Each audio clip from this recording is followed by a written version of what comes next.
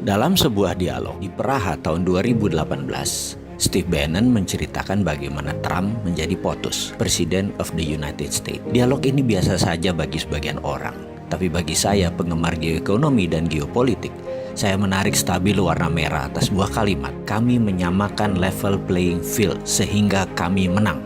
Kalimat inilah yang menjadi dasar analisa saya, sehingga jadi memahami apa yang dimaksud dengan tim Trump untuk kebijakan luar negeri yang akan menguntungkan Amerika. Saya jadi mengenal isi kepalanya Pompeo, mengenal isi kepalanya Bolton atau Shanahan dalam strategi perang dengan Cina.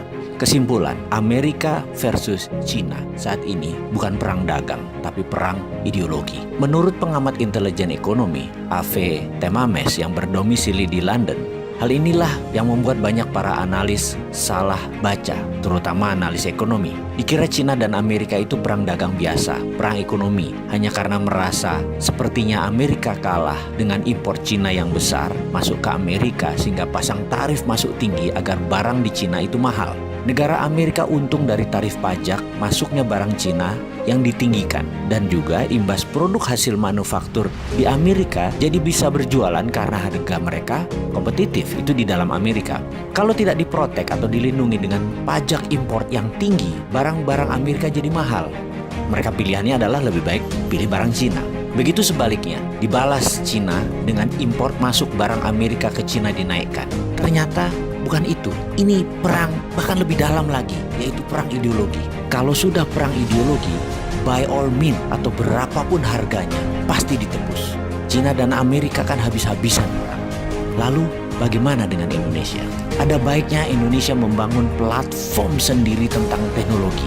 Karena begitu kedua negara ini berperang lebih dalam, Indonesia jangan-jangan tidak berkutik. Karena keduanya, negara Cina dan Amerika, Indonesia bergantung pada teknologi kedua negara tersebut. Jadi kita meniru apa yang dilakukan Cina 5 tahun terakhir, yaitu membangun swasta dengan perlindungan ketat atau protection. Misalnya, rem-rem itu dilindungi oleh pemerintah Cina. Facebook tidak boleh masuk Cina sampai rem-rem menguasai 80% pasar di Cina. Didi Switching, online transportation. Setelah menguasai 80% pasar Cina, Uber baru boleh masuk. Alibaba menguasai 80% pasar Cina, baru Amazon boleh masuk. Baidu menguasai lebih dari 80% pasar Cina, baru Google boleh masuk sebagai search engine. Youku menguasai 80% pasar Cina atau lebih. YouTube baru boleh masuk, dan masuknya pun asing tersebut sampai dibatasi sampai saat ini. Indonesia kalau mau maju, aplikasi anak negeri dilindungi terlebih dahulu. Sekarang perang dagang Cina Amerika sedang memanas. Indonesia ambil kesempatan.